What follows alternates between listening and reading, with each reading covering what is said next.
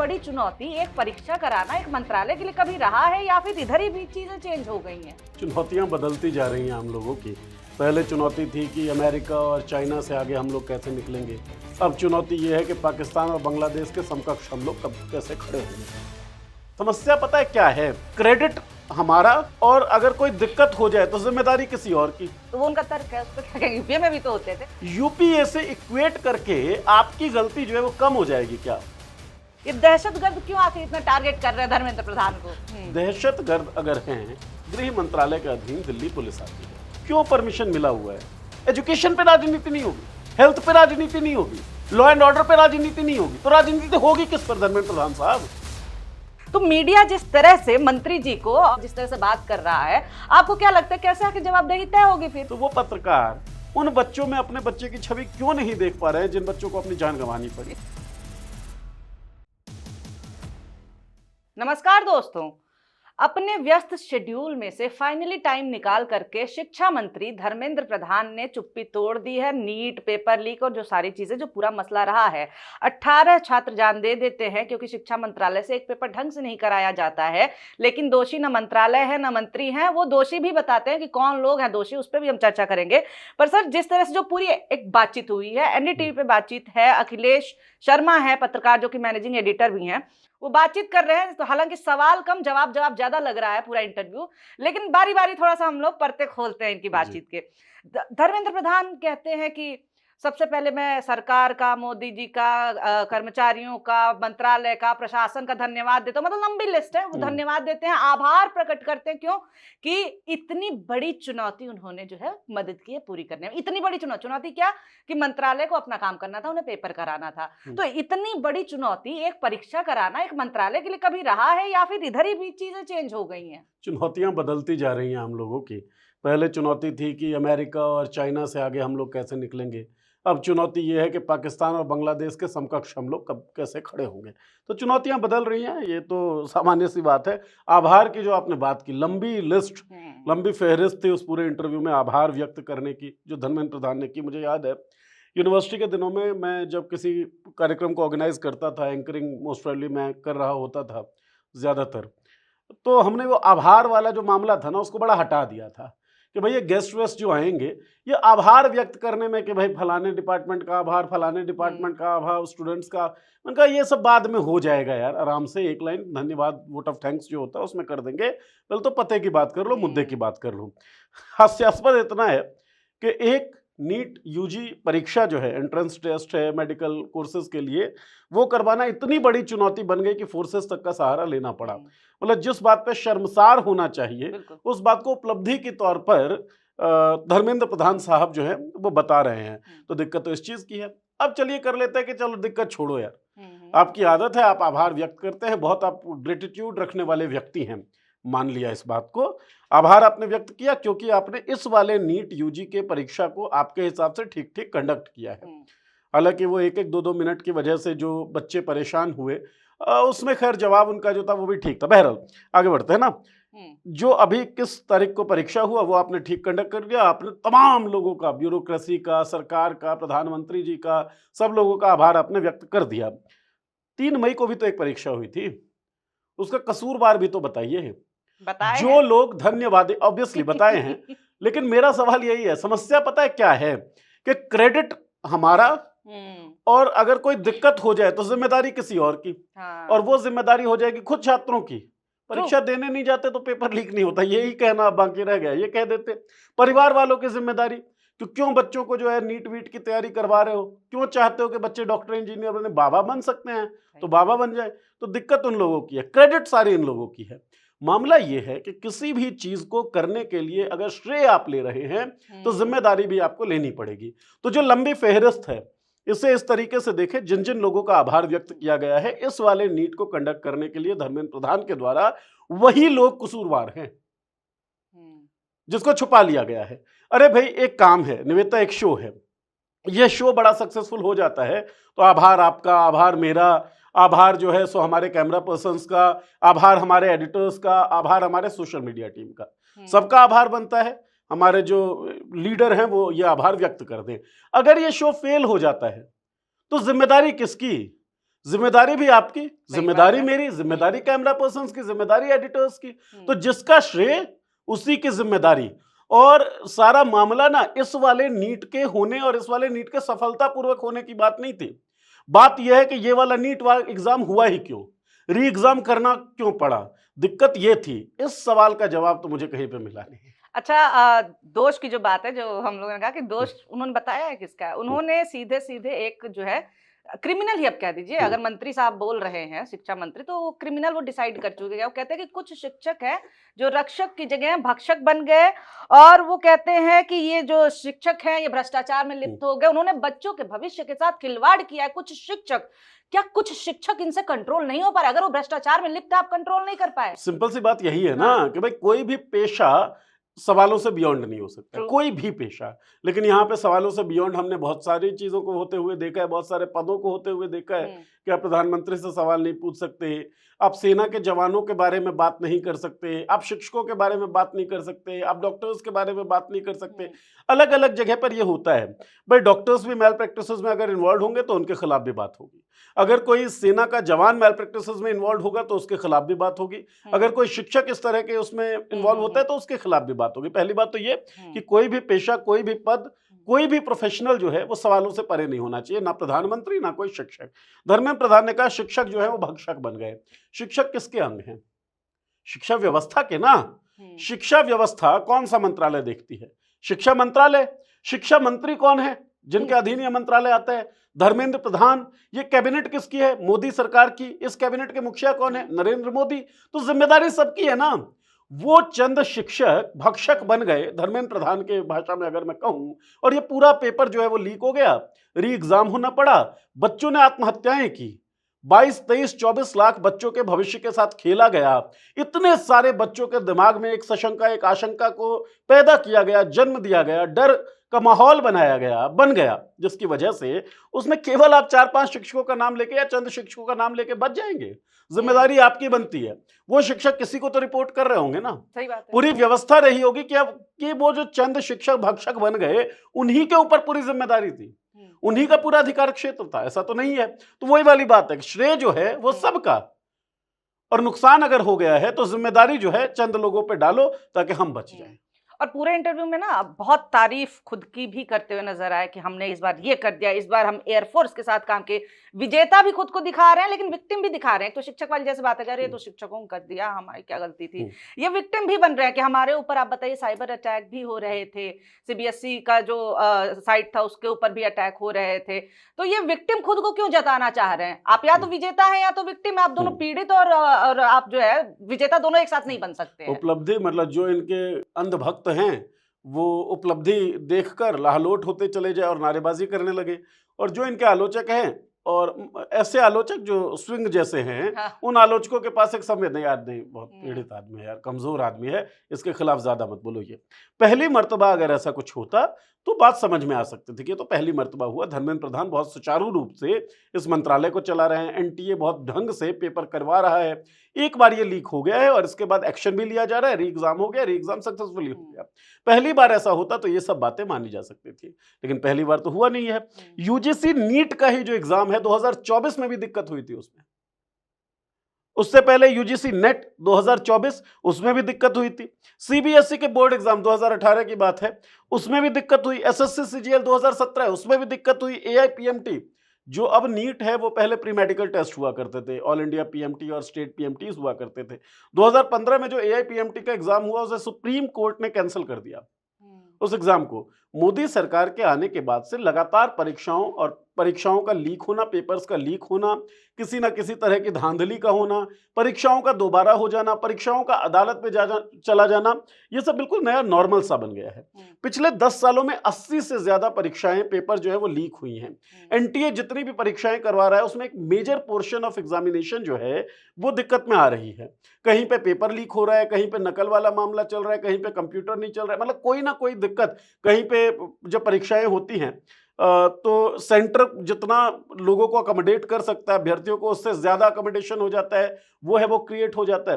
मतलब भारत इतना मैच्योर, इतनी पुरानी डेमोक्रेसी है, परीक्षाएं ढंग से आयोजित नहीं करवा पा रही है। और ये केवल एनटीए का मसला नहीं है, ये केवल शिक्षा मंत्री का मसला भी नहीं है, ये पूरी सरकार का जो नजरिया है शिक्षा को लेकर वो दिखाता है नहीं, कि आप लेकिन कितने देखिए गंभीर मंत्री जी हैं। से पहले ही लपक करके बीच में खुद जो पत्रकार हैं वो बोल देते हैं कि मंत्री जी यूपीए में भी लीक होते थे, ताकि मंत्री जी भूल ना जाए, बोलना ये यूपीए में भी लीक होते थे मनमोहन के टाइम पे। तो वो उनका तर्क है, उस पे क्या कहेंगे, यूपीए में भी तो होते थे। हाँ हाँ, यूपीए में लीक होते थे, इसीलिए एनडीए में लीक हो गया तो बराबर हो गया, ठीक हो गया। बच्चों की चिंता नहीं है ना। यूपीए में पेपर लीक हुआ, यूपीए में आप कह देते आतंकी घटनाएं हुई, यूपीए में आप कह देते थे हिंदू खतरे में थे, यूपीए के दौर में आप कह देते हैं कि देश का विकास नहीं हो रहा था, यूपीए के दौर में आप कह रहे थे कि विदेशों में हमारी इज्जत नहीं थी। हालांकि जब अमेरिका कुछ बोलता था तो उसको माफी भी मांगनी पड़ती थी हमारे देश के खिलाफ। हम्म। यूपीए के दौर की बात तो ये भी है, वो देख सकते हैं लोग, और लोगों ने मेरे हिसाब से देखा भी होगा, हम्म। हमारा इशू था। यूपीए में ये सारी दिक्कतें थी, 2014 में यूपीए को लोगों ने बाहर कर दिया ना, अब एनडीए आ गई। एनडीए का काम क्या था, इन दिक्कतों को रिटेन ना करे, इन दिक्कतों के साथ आगे ना बढ़े, इन दिक्कतों को आप दुरुस्त कर दीजिए। यूपीए के समय में बेरोजगारी थी, मोदी जी ने कहा 2 करोड़ रोजगार पर साल दूंगा। लोगों ने कहा ना दीजिए मोदी जी, क्या दे रहे हैं मोदी जी? अनएम्प्लॉयमेंट का sky rocketing data, paper leaks यही दे रहे हैं ना। लगातार आंदोलन करते हुए कभी किसान, कभी मुसलमान, कभी नौजवान, हम्म। और आंदोलन करने वाले लोगों को गालियां, यही मिल रहा है हम लोगों को, या इस देश के नागरिकों को, इस देश के लोगों को। यूपीए से इक्वेट करके आपकी गलती जो है वो कम हो जाएगी क्या? अगर यूपीए से इक्वेट ही करना है तो वो इक्वेशन भी आप याद करिए, जब मनमोहन जेएनयू के अंदर गए थे और उनको काले झंडे मेरे हिसाब से दिखाया गया था, नारेबाजी हुई थी, उन जिन लोगों ने दिखाया था उनको पुलिस ने डिटेन किया, और मनमोहन सिंह के ऑफिस से कॉल जाता है पुलिस के पास, ये स्टूडेंट्स हैं, इनके साथ कोई बदसलूकी नहीं होनी चाहिए और ये वापस चले जाए। कोई केस नहीं चलता, कोई मामला नहीं चलता। ऐसा नहीं होता कि स्टूडेंट्स लीडर जो हैं बिना ट्रायल के जेल में पिछले 5-5 सालों से पड़े हुए हैं। इक्वेट करिए ना, वो आप कर सकते हैं। तो यूपीए में इस्तीफे भी होते थे मंत्रालयों यूपीए से में तो। इस्तीफे भी होते थे। नैतिकता एक आधार भी थी। प्रधानमंत्री इतना मजबूत था जो अपने कैबिनेट के सदस्यों को सैक कर सकता था, निकाल सकता था। तो उस चीज को भी इक्वेट कर लीजिए। लेकिन इक्वेट देखो यार, उस टाइम पेपर लीक हो रहा था, हम भी पेपर लीक करेंगे। उस टाइम मुंबई में बम विस्फोट हुआ, अब भी कहीं पे बम विस्फोट और हो उस तो टाइम कोई प्रेस दिक्कत कॉन्फ्रेंस नहीं होता है। था, हम नहीं हम नहीं करेंगे। कुछ करेंगे। सेलेक्टिव है ये। हालांकि आप देखिए, आपकी जितनी भी बातें, आप दहशतगर्दी फैला रहे हैं, हाँ। ठीक है। मैंने प्रधान जी को सुना, वो बता रहे हैं कि जो लोग भी इस पे आलोचना कर रहे हैं उनकी, वो दहशतगर्दी फैला रहे हैं, वो दहशतगर्दों की बी टीम है, वो अराजकता फैलाना चाहते हैं, देश के टुकड़े करना चाहते हैं। उन्होंने 10 से 20 बार आई थिंक टोटल उन्होंने बोला है दहशतगर्द। तो ये जो दहशतगर्द है कि एक तरफ कहीं और प्रोटेस्ट कर दे रहे हैं राजस्थान में, एक है जो यहाँ पे बैठे हुए हैं जंतर मंतर पे, ये दहशतगर्द क्यों आखिर इतना टारगेट कर रहे हैं धर्मेंद्र प्रधान को? खास तौर पे कॉकरोच जनता पार्टी के लिए इस टर्म का यूज किया गया है। हम्म। दहशतगर्द अगर हैं तो गृह मंत्रालय के अधीन दिल्ली पुलिस आती है। जी। गृह मंत्रालय अमित शाह जी के अधीन है, गृह मंत्री अमित शाह जी। क्यों परमिशन मिला हुआ है? क्यों जंतर मंतर पे दहशत फैलाने का परमिशन सीजेपी को मिला हुआ है? इसका जवाब भी तो धर्मेंद्र प्रधान को देना होगा ना। हालांकि मुझे एक चीज बड़ी अच्छी लगी कि अर्बन नक्सल जैसे पुराने वर्ड का यूज नहीं किया, एक नया वर्ड प्रधान साहब लेकर आए हैं, बड़ा सेक्युलर सा वर्ड है। मुझे लगता है ट्रोल न करने लगे प्रधान साहब के जो समर्थक हैं या जो अंधभक्त हैं, वही लोग, वह उर्दू कैसे बोल रहे हो? क्योंकि मैं कमेंट्स देख रहा था अपने वीडियो सेक्शन में, एक व्यक्ति ने कमेंट किया हुआ था, आप लोग बहरहाल, दरअसल, इस तरह के शब्दों का प्रयोग किया। धर्मेंद्र प्रधान जी, दहशतगर्द नहीं, गंदी बात है। ठीक है, तो दहशतगर्द कह देना, सवाल उठाने वालों को अर्बन नक्सल कह देना, यूएपीए लगा देना, सेडिशन ठोक देना, देशद्रोही कह देना, ये वही नॉर्मलाइजेशन है जो नॉर्मलाइजेशन मोदी सरकार के बाद हमने समाज में होता हुआ देखा है, और उसको और लेजिटिमेसी प्रदान करते हैं इस तरह के मंत्री जब इस तरह के शब्दों का प्रयोग करते हैं। तो दहशतगर्द अगर वो हैं आपके पास, और दहशतगर्दों की बी टीम है, इसका मतलब दहशतगर्दों की ए टीम भी कोई है, और बी टीम का आपको पता है तो ए टीम का भी पता होगा, तो वो ए टीम क्यों है यहां पर, और बी टीम को परमिशन क्यों मिल रही है, इसका जवाब दे धर्मेंद्र प्रधान। और अगर जवाब नहीं है तो माफी मांगना चाहिए उनको, क्योंकि सीजेपी को लेकर अगर आप ये बात कर रहे हैं, सीजेपी को क्लीन चिट देने वाले ना हम हैं ना आप हैं, कोई भी सीजेपी को क्लीन चिट देने वाले तो है नहीं। बहुत सारे सवाल उनके ऊपर उठ रहे हैं, वो सवालों का जवाब जो हमारी एजेंसीज हैं या जो अधिकारी हैं वो जवाब उसको ढूंढने की कोशिश करें कि क्या फॉरेन फंडिंग आ रही है। हमें तो ऐसा दिखा नहीं, हम तो ग्राउंड रिपोर्ट जब करने गए तो कुछ लोग जो हैं केले बांट रहे थे, कुछ लोग शरबत पिला रहे थे, अब फॉरेन फंडिंग से केवल शरबत मिल रहा है क्या? कम्युनिटी हेल्प दिखी थी, हम और गीतांजलि भी बात कर रहे थे, जो हम लोग का शो हुआ था उसमें कम्युनिटी हेल्प की तो बात हुई थी। इसी में हमको समझना पड़ेगा दहशत कौन सा फैल रहा था, कौन सा दहशत था। मैंने वहां पर देखा मुसलमान व्यक्ति जो था वो शरबत भी पिला रहा था, वो खाना भी खिला रहा था, है ना, वो फ्रूट्स भी बांट रहा था, सिख व्यक्ति भी इस तरह की मदद कर रहा था, हिंदू लोग भी वहां पर थे। तो हिंदू, मुस्लिम, सिख, ईसाई सारे लोग वहां पर दिख रहे सही थे। बात है। सारे लोगों का एक साथ दिखना, एक मुद्दे पर आवाज को बुलंद करना और एक सुर में बात करना, ये किसके लिए दहशत होगी? उनके लिए दहशत होगी जिनको हिंदू, मुस्लिम, सिख, ईसाई के भाईचारे से दिक्कत है, जिनको सवालों से दिक्कत है, जिनको युवाओं से दिक्कत है, जो युवा मुखर हो, जो युवा कहते हो कि गोबर वोबर जो है वो हमको पसंद नहीं है भाई, हमको लाइब्रेरी पसंद है, क्योंकि जंतर मंतर की सड़कों पर लाइब्रेरी चल रही है लगातार। वो युवा जो कहता है कि एआई वीआई के टेक्निक से ग्राफिक बनाना हमारा काम नहीं है, हम तो खुद ग्राफिक बनाएंगे, और जिन्होंने आईपीएल का पोस्टर बनाया हुआ है, ये किसके मन में दहशत फैला रहे हैं? तो दहशत शायद धर्मेंद्र प्रधान जी के मन में फैल रहा हो, और दहशतगर्दी इसीलिए इनको लग रहे हो। क्योंकि अगर ऐसा नहीं होता, अगर जिन टर्म्स में हम दहशतगर्दी शब्द को जानते हैं उन्हीं टर्म्स में धर्मेंद्र प्रधान ने कहा है, तो धर्मेंद्र प्रधान सीधे सीधे अमित शाह के ऊपर सवाल उठा रहे हैं। तो ये निपटे अमित शाह जी और धर्मेंद्र प्रधान जी आपस में। अच्छा, राहुल गांधी एक बहुत खतरनाक काम किए, भयंकर काम किए कि कोटा में छात्रों से जाकर के मिले, भीड़ इकट्ठा कर ली उन्होंने, उनसे बात कर ली। और पत्रकार जो है इस इंटरव्यू में कहता है कि राहुल गांधी कोटा गए थे, उस पर तो कहते हैं कि उन्होंने सारी हदें तोड़ दी हैं, मैं उनके रवैये से दुखी हूं, वो दहशत फैला रहे हैं। वहां पे बात आ गई थी, ठीक है, ये बच्चों को डरा रहे हैं, डरा क्यों रहे हैं? राहुल गांधी क्यों दहशत फैला रहे हैं? तो जैसे पुलिस चारों तरफ से घेर लेती है, वैसे इनको दुश्मनों ने चारों तरफ से घेर लिया है, सीजेपी भी है, और अब राहुल गांधी के बारे में बोल रहे हैं। क्यों ये लोग इस तरह से कर रहे हैं? राहुल गांधी क्यों दहशत फैला रहे हैं? बच्चों क्यों बता रहे हैं बच्चे मर रहे हैं? वही वाली बात है। मतलब मैंने एक वीडियो रिकॉर्ड किया था, मुझे याद है, जहाँ पर एक बाबा नुमा अटायर में एक बूढ़ा था, सन्यासी, लेट 80s में था वो, और वो बोलता है कि मैं अपने लेट 80s में हूँ, अभी 90 साल का हो जाऊंगा, कुछ दिनों में 100 साल का हो जाऊंगा, मैंने इतने अल्पसंख्यकों का नाम लेकर, मुसलमानों का, ईसाइयों का कत्ल किया है, तुम कब जागोगे, तुम कब करोगे? हमने उसको चलाया, हमने वो रिपोर्ट किया कि भाई ऐसा ऐसा बोला गया है, ये देश के संविधान के खिलाफ है। खुला आह्वान जो है दिल्ली पुलिस को, गृह मंत्रालय को इसका संज्ञान लेना चाहिए। दिल्ली पुलिस ने संज्ञान लिया, उस भाषण का नहीं, हमारे रिपोर्ट का, कि आप जो है वो एनिमिटी फैलाना चाहते हैं समाज के अंदर। सो पेपर लीक हो जाने से बच्चों में डर का माहौल नहीं है। नीट पेपर लीक से लिंक्ड जो सुसाइड केसेस हैं, वो ये नहीं बता रही कि बच्चों की कोई मानसिक प्रताड़ना हुई है, वो डर में थे, वो खौफ में थे, वो निराशा में थे। पेपर लीक से ये सब कुछ नहीं हुआ है। लेकिन जो व्यक्ति ये बात कह रहा है कि पेपर लीक की वजह से ऐसा हो रहा है, उसकी वजह से बच्चे डर में आ गए। तो कमाल के लॉजिक, और लॉजिक क्यों ढूंढ रहे हैं हम? जब लॉजिक ये है कि गोबर और गोमूत्र से कैंसर का इलाज हो सकता है, मान्यता मिल रही है इस तरह के लॉजिक को, तो और आर्ग्यूमेंट और लॉजिक ढूंढने की जरूरत नहीं है। मुझे लगता है कि कांग्रेस खास तौर पे पेपर लीक्स के पूरे मुद्दे पे, एजुकेशन के पूरे मुद्दे पे जिस तरीके से वो प्रदर्शन कर रही है, वो काबिले तारीफ है। और एक प्रिंसिपल अपोजिशन पार्टी के तौर पर, बल्कि अपोजिशन पार्टी के तौर पर, लोकतंत्र में यही उसका कर्तव्य है। वो अपने कर्तव्यों का पालन कर रही है। जो कर्तव्यों का पालन नहीं कर रही है, वो मुझे सरकार दिखती है। नहीं, अच्छा, एक और चीज है, इस पूरे सरकार ने जो आज तक नहीं किया था 12 सालों में, उसमें एक मंत्री ऐसा कर दिया, धर्मेंद्र प्रधान, जो कहते हैं कि मैं जिम्मेवारी ले रहा हूँ। ये पहली बार सुनने को मिला कोई मंत्री इस तरह से जिम्मेवारी ले रहा है पिछले 12 साल में। जिम्मेवारी लेते हैं, फिर अगली लाइन बोलते हैं, लेकिन इस पर राजनीति करना बहुत घिनौनी बात है। तो वो जिम्मेवारी जब ले रहे हैं तो फिर राजनीति करने का क्या मतलब है? और अगर जिम्मेवारी ले रहे हैं तो ठीक है, सुधार तो होगा ही कुछ। मुझे उन आम लोगों से, उन पत्रकारों से, उन सो कॉल्ड इंटेलेक्चुअल से और इन राजनेताओं से बड़ी भारी दिक्कत है कि ये राजनीति का विषय नहीं है। इस देश में घटने वाला कोई भी घटना, इस देश में होने वाली कोई भी इंसिडेंस, वो अराजनीतिक नहीं होती है, सब कुछ राजनीतिक है। और पेपर लीक होना, शिक्षा व्यवस्था राजनीतिक मुद्दा नहीं है।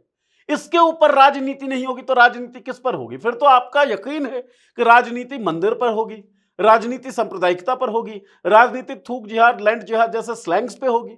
एजुकेशन पे राजनीति नहीं होगी, हेल्थ पे राजनीति नहीं होगी, लॉ एंड ऑर्डर पे राजनीति नहीं होगी, तो राजनीति होगी किस पर, धर्मेंद्र प्रधान साहब? और ये राजनीति का विषय क्यों नहीं है? अच्छी बात उन्होंने की कि मैं जिम्मेवारी लेता हूं, जब भी इस तरह की घटना होती है तो मैं अपने आप को कोसता हूं। लेकिन फिर क्या बोल रहे हैं, जो आपने बोली बात कि परिवार को, समाज को देखना चाहिए, ध्यान देना चाहिए, मनोबल बढ़ाना चाहिए। अरे मनोबल तोड़ा किसने? परिवार ने तोड़ दिया क्या मनोबल? परिवार ने तो उस हिसाब का सपना उनको दिखाया, उस तरह का माहौल दिया जहां वो सोच सकते हैं कि मैं डॉक्टर बनूंगा या बनूंगी, जहां वो सोच सकते हैं कि मेरे अंदर वो काबिलियत है कि मैं इस परीक्षा में बैठ सकती हूं, सफल हो सकती हूं या हो सकता हूं। तो परिवार और समाज ने तो उनको एक सपना दिया, उनको एक स्वप्न दिया। वो पेपर लीक होता है और उस पेपर लीक से उनका मनोबल टूटता है। तो क्या देश के युवा ये मान के चलें कि आप जो भी परीक्षाएं दे रहे हैं उसमें धांधली होती रहेगी? तो देश के युवा ये मान के चलें कि अगर भर्ती परीक्षाएं हैं तो पहले फॉर्म आएगा, बड़े सालों में आएगा, वैकेंसीज ऐसे ही बनी रहेंगी, आप फॉर्म भर देंगे तो जो एग्जाम की तारीख है वो आगे बढ़ा दी जाएगी, एग्जाम होगा तो एग्जाम में किसी तरह की धांधली होगी, फिर री एग्जाम होना होगा, एग्जाम अगर सफलतापूर्वक हो भी गया तो जो रिजल्ट है उसमें दिक्कत आने लगेगी, उसमें किसी तरह की धांधली हो जाएगी या वो डिले होता रहेगा, रिजल्ट आ जाएगा उसके बाद आपको ज्वाइनिंग मिलनी है उसमें दिक्कत होती रहेगी। ये सब नॉर्मल मान के इस देश के युवा चलते रहे, या फिर आप ये कह रहे हैं ये जो सपना देखना है युवाओं का कि मैं डॉक्टर बन सकता हूं, डॉक्टर बन सकती हूं, या सरकारी नौकरी पा सकता हूं, पा सकती हूं, किसी प्रीमियम इंस्टीट्यूट में मैं दाखिला लेकर आगे की पढ़ाई कर सकता हूं, कर सकती हूं, ये सपना देखना बंद कर दें। क्योंकि सपना देख रहे हैं, बल है, इसीलिए मनोबल जो है वो टूट भी रहा है। तो बल ही ना रहे, आपको तमाम वो कमजोर लोग चाहिए। इसका मतलब तो ये है, जिम्मेदारी लेते हुए भी जिम्मेदारी को टालने की जो कला होती है वो धर्मेंद्र प्रधान साहब ने इस इंटरव्यू में दिखाई अच्छा, है। छात्रों के बिगड़े हुए भविष्य पे भी पीआर चल रहा है, तो ये पूरा इंटरव्यू में मुझे पीआर लग रहा था। इसमें ये भी जिक्र करते हैं कि मोदी जी एयरपोर्ट पे रुके रहे छात्रों के लिए, और उस दिन आपने देखा था कि नहीं देखा था, सोशल मीडिया, टीवी, अखबार, हर जगह था कि रुके रहे रुके रहे। कोई ये नहीं बताएगा कि मोदी जी पर्सनली सुपरवाइज जब करने के लिए बोले थे कि 2023 में आया था कि मोदी नीट वाला ये पूरा पेपर का जो सीन है वो खुद पर्सनली सुपरवाइज कर रहे हैं, लेकिन पेपर लीक होता है तो ये नहीं पूछा जाता कि आप सुपरवाइज कर रहे थे, आप भी कुछ बोलिए। अनसुपरवाइज जिम्मेदारी नहीं है, बस क्रेडिट है बस क्रेडिट है, लेकिन अब कहा जा रहा नहीं 2 बजे तक रुके रह गए, 1:30 बजे तो हालांकि बच्चे अंदर चले ही गए थे, लेकिन खैर उस पे 1:31 पे जो अभ्यर्थी पहुंचा है गेट पे उसे अंदर नहीं जाने दिया गया, लेकिन मोदी जी 2 बजे तक बैठे हुए थे एयरपोर्ट पे ताकि बच्चे जो हैं वो बिना किसी रुकावट के, बिना किसी तकलीफ के अंदर चले जाए। ठीक है भाई। जी, खैर कोचिंग माफिया पे पत्रकार बहुत कोशिश करता है, बहुत कोशिश करता है कि बोले मंत्री जी कुछ। मंत्री जी बहुत ज्यादा नहीं, वो वही बात करते हैं कि इस पूरे मामले पर जो है हमने मुख्यमंत्रियों से भी बात कर ली है और सीबीआई की जांच चल रही है, तो जिसके बाद से पत्रकार कहते हैं कि 20-40 लाख फीस है, ये आम लोग थोड़ी नहीं दे पाएंगे, तो संगठित गिरोह है कोचिंग माफियाओं का लगता है। तो पर मंत्री जी बहुत ज्यादा अटैकिंग नहीं दिखते हैं, क्योंकि कोचिंग माफिया वाला सीन इसमें तो बहुत नहीं नजर आया था, और माफिया तो है, हो सकता है ये भी सवाल बन सकता था ना कि माफिया है तो आप क्यों नहीं कंट्रोल कर रहे हैं, हालांकि वो करेंगे नहीं। पॉइंट तो यही है भाई। देखिए, सबसे पहले जब मेन स्ट्रीम चैनल पर ये पूरा विवाद चल रहा था नीट का, तो ये कोचिंग और टीचर्स के तरफ डाइवर्ट होता हुआ दिखा। कोचिंग माफियाज हैं, कोचिंग माफियाज की इन्वॉल्वमेंट भी होती है इस तरह की धांधली में, ये एक फैक्ट है। ठीक है, अभिनय मैथ्स जो खुद एक टीचर हैं, हमारे इंटरव्यू में उन्होंने ये बात बोली कि हमारे भी फ्रेटर्निटी के जो लोग हैं वो कई लोग इसमें शामिल रहते हैं। करप्शन बहुत आला दर्जे का कोचिंग संस्थानों का है। अभी हम देख भी रहे हैं ना कि किस तरीके से रेजिडेंशियल बिल्डिंग्स में जो हैं वो कोचिंग इंस्टीट्यूट चल रहे हैं। दिल्ली में भी कई कोचिंग इंस्टीट्यूट जो मानक हैं उन मानकों को वो पूरा नहीं करते हैं। लेकिन 58,000 करोड़ से ज्यादा का मार्केट है निवेदिता, ये बिना आपकी नजरों में आए बन गया क्या? अगर आ गया बिना आपके नजरों में आए 58,000 करोड़ से ज्यादा मार्केट, तो केवल शिक्षा मंत्री क्यों, फिर तो जो उद्योग मंत्री हैं, जो अर्थ मंत्री हैं, उन सबको देखना पड़ेगा कि इश्यू था कहां।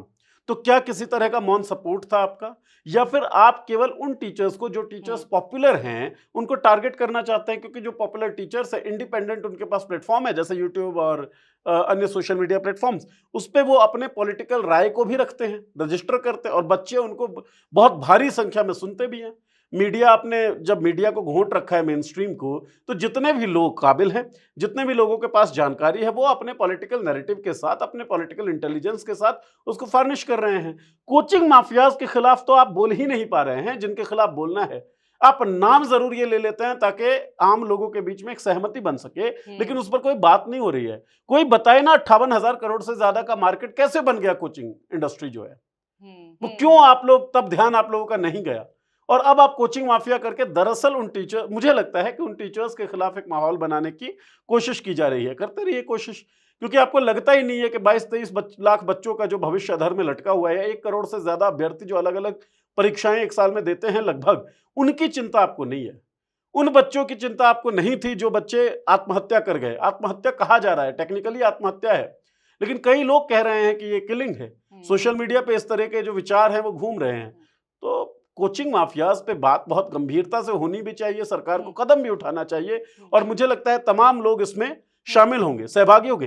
किसी को मजा नहीं आता है लाखों रुपए खर्च करके अपने बच्चों को पढ़ाने में।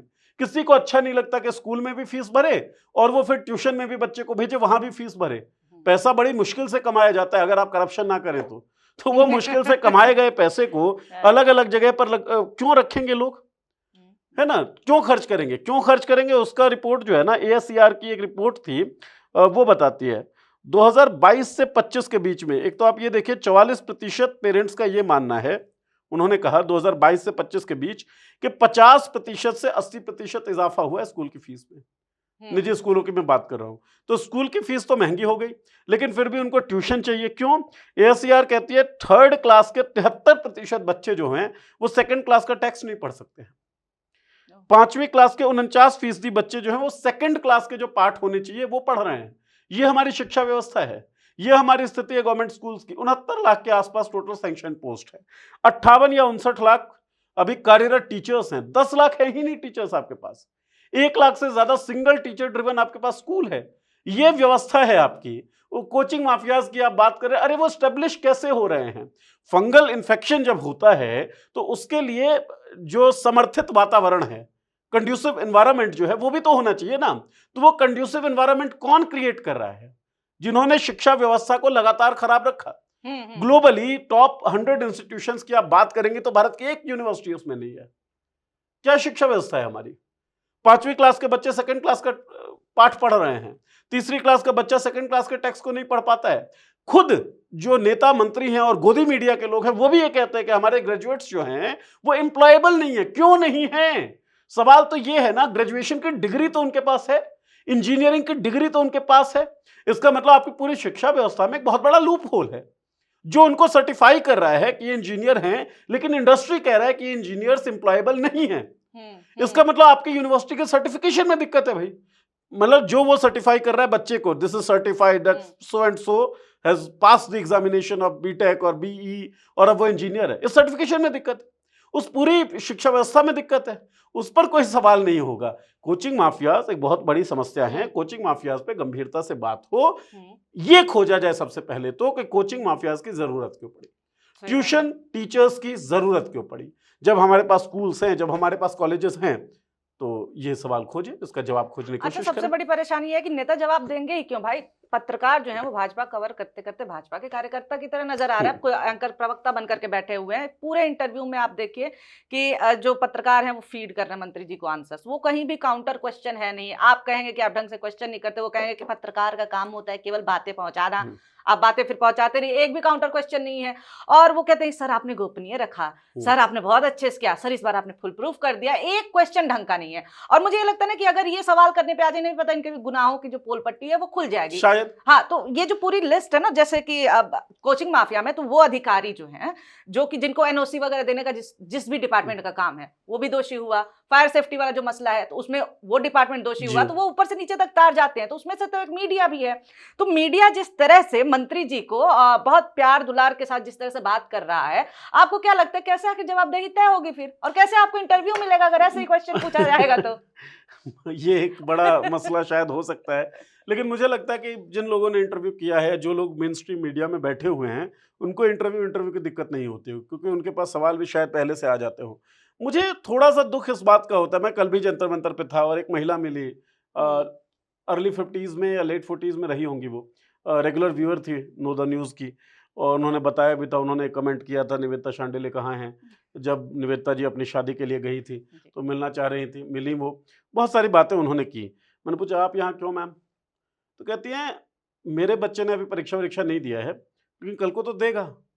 जो इन बच्चों के साथ हो रहा है वो तो हमारे बच्चों के साथ भी हो सकता है, तो हम इसलिए आए हैं। क्या गजब का मौसम दिल्ली का है वो हम सब जानते ही हैं, देखते हैं, स्टूडियो में भी पसीना आ रहा है फिलहाल, ठीक है।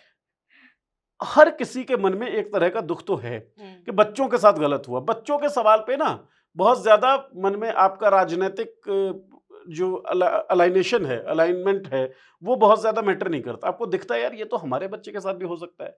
मतलब कोई पापी भी है, वो कमाता दरअसल फिर इसलिए है, या पाप इसलिए करता है कि हमारा बच्चा जो है ठीक हो सके। तो वो पत्रकार उन बच्चों में अपने बच्चे की छवि क्यों नहीं देख पा रहे हैं जिन बच्चों को अपनी जान गंवानी पड़ी, इनके बच्चे जिन विदेश बच्चों ने जाएंगे ना?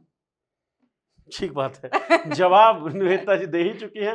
और जंतर मंतर के प्रोटेस्ट साइट पे अगर आप गए हो ना गए हो, अगर सोशल मीडिया आप फॉलो करते हैं तो आपको पता भी चल गया होगा कि कितने सारे मंत्री, बल्कि लगभग सारे ही मंत्री, उनके बच्चे विदेशों में पढ़ रहे हैं। तो क्लास 3rd में पढ़ने वाला आपका बच्चा सेकंड क्लास के टैक्स अगर नहीं पढ़ सकेगा, वो इसलिए क्योंकि मंत्रियों को पता है या गोदी पत्रकार जो इन मंत्रियों को इंटरव्यू करते हैं उनको पता है कि हमारे बच्चों की का जो फ्यूचर है वो महफूज है।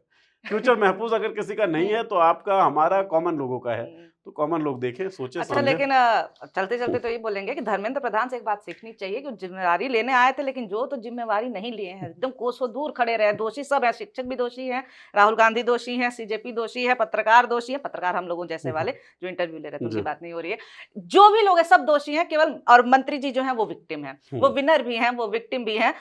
बस पिस हम लोग रहे हैं, हम लोग यानी आम जनता की मैं बात कर रही हूँ। हमारे भी घर के लोग तैयारी करते हैं, पढ़ाई करते हैं, वो सब हमेशा यही सब भयभीत रहते हैं, परीक्षा तो हम निकाल लेंगे, हो तो सही बात। सही। हो जाए तो नहीं, इसमें निकालेंगे। एक चीज मैं ऐड करूंगा, मुझे लगता है विनर होने का भाव थोड़ा सा एंकर की तरफ से ज्यादा था और नेताजी की तरफ से कम था विनर होने का भाव, क्योंकि नेताजी की तरफ से अगर विनर होने का भाव होता तो विनर नेताजी या मंत्री जी नहीं होते, विनर फिर नरेंद्र मोदी होते। बात तो सही, नहीं क्रेडिट बिना मोदी जी के हुए, राइट। इतने बार क्रेडिट मिला है उनको इस पूरे वीडियो में। खैर, तो इस पूरे बातचीत के बारे में आपका क्या कहना है बता दीजिए। ग्राउंड रिपोर्ट्स आप गीतांजलि जो है वो लगातार वहां से ग्राउंड रिपोर्ट्स कर रही है, हमारी पूरी टीम कर रही है, नीरज सर की भी वीडियोस आप देख ही रहे हैं, तो आप वो ग्राउंड रिपोर्ट्स देखिए क्या चल रहा है, छात्र क्या बोल रहे हैं, क्योंकि अभी तो वहां पे ही है मेनली इकट्ठा जो छात्र हैं और सीजेपी से जुड़े जो लोग हैं जो कि नीट पेपर लीक पे सवाल कर रहे हैं। धर्मेंद्र प्रधान ने जो बोला है वो भी आप देख सकते हैं, हम किसी को एंडोर्स क्यों करेंगे, तो बहुत चल भी रहा है वो, क्योंकि मंत्री जी ने ऐसी बातें बोली हैं। तो खैर, आपका कोई सवाल हो, कोई भी टिप्पणी हो तो आप करिए और सब्सक्राइब करिए। सब्सक्राइब करना तो फ्री होता है, तो फ्री में सब्सक्राइब कर दीजिए और हमें सपोर्ट करिए। मॉलिटिक्स को आप पूछते रहते हैं कैसे सपोर्ट करना है, ऐसे ही सपोर्ट करना होता है। बहुत शुक्रिया, बहुत धन्यवाद।